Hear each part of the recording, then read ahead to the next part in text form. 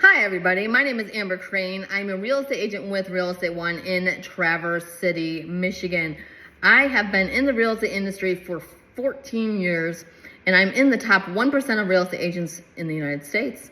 Today, I'm going to go over the buying process with you from start to finish, just like I do with my buyers. So, first step, you need to find a mortgage lender unless you plan on paying cash for your home. Okay, and your real estate agent would have recommendations for lenders if you don't know one. People you know might have recommendations, or you can rely on good old Google and read the reviews, obviously. You do not have to go with the bank that you bank with. I don't know why some buyers think that, but you don't have to. You can go with any bank, okay? In my opinion, local lenders is where I would go.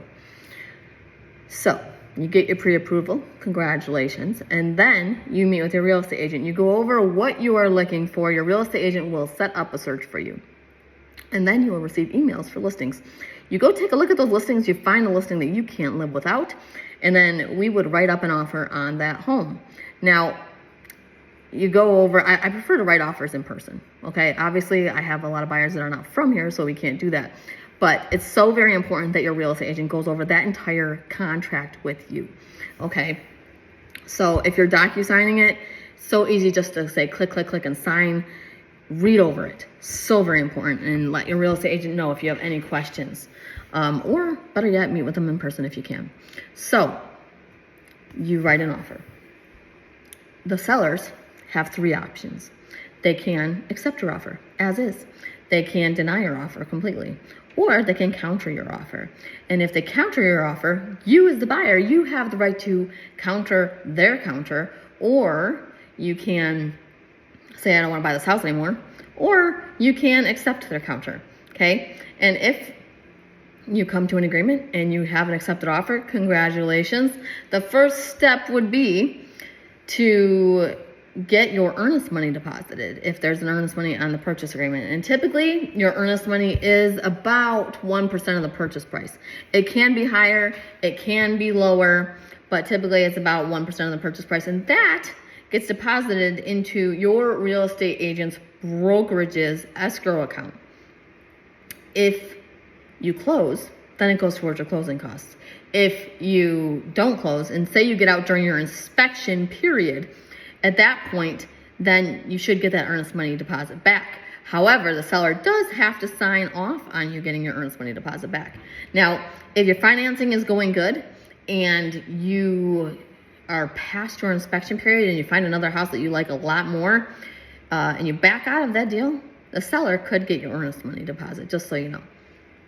Now, that has to typically be deposited within 24 to 48 hours, depending on what is written on your actual contract. After that, you're supposed to schedule your inspection pretty much as soon as possible, okay? If you give up your inspection, not a smart move, and here's why. Because you can say that you still have the right to an inspection, but maybe you're not going to ask for anything. If you're up against 4 other offers and you just want to get your offer accepted, still get your inspection. Just say on the purchase agreement that you're not going to ask for anything. At least that gives you an out if the inspection brings up too much, okay? If you schedule your inspection, you as the buyer choose your inspector. Again, you don't know one, I'm sure your real estate agent does, okay? Now, the regular inspection covers a lot of the house. It covers the roof, it covers the attic, the crawl space if there is one, water pressure, appliances, outlets, covers quite a bit. There's also well and septic inspection, and around here there's quite a few counties that actually where sellers have to pay for the well and septic inspection. It's called the point of sale. So check with your real estate agent to make sure you're not in that area before you order your well and septic inspection. Now, I would say the third most popular inspection would be the radon test, and that's just to make sure that there's not elevated levels of radon in the home, because radon mitigation systems are not exactly cheap.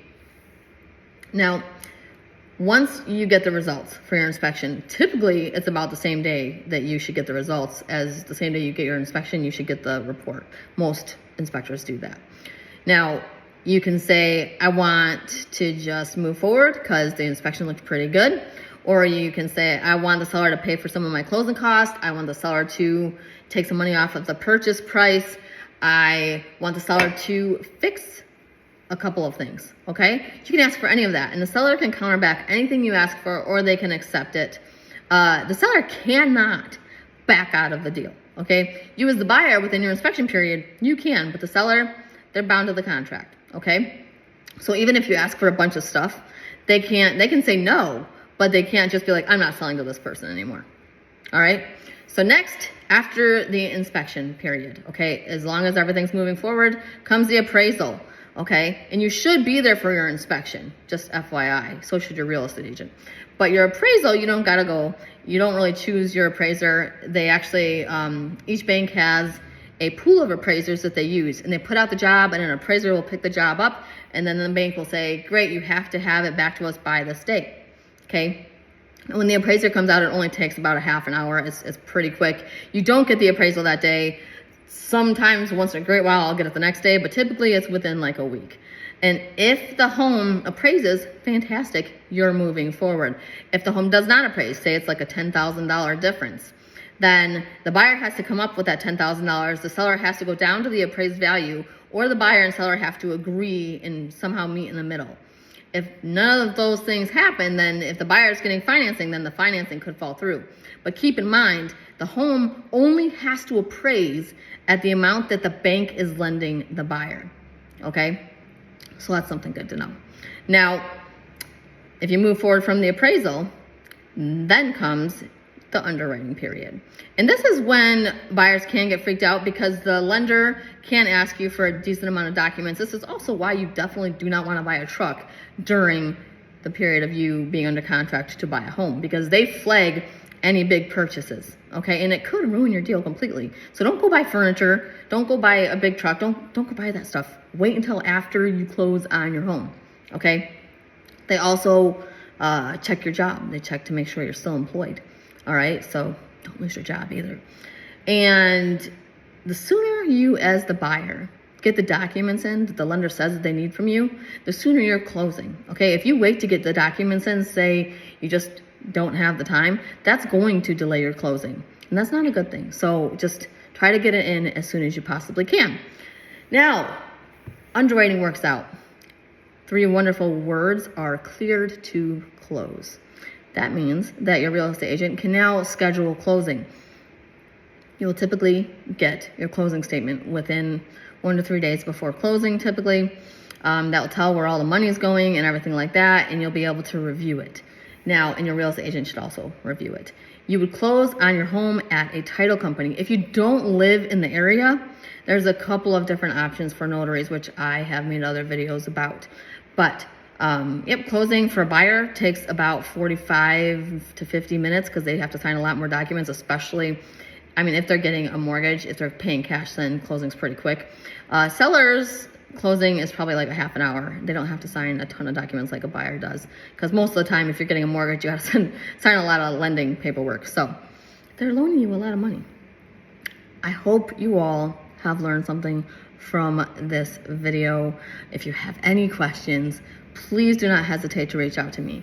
The real estate agents work together with the title company and the lender to make sure that the deal goes very smooth. Now, if you're paying cash for your home, okay, you don't have to get an appraisal, but you do have the right to get one if you would like to, okay? And cash deals, as long as your money is all in one place, typically you can close in as little as 2 weeks. You do gotta kind of wait for the title work to get done, but that's about it. So I hope you all enjoyed this video. I'll be making more, so stay tuned. Bye now.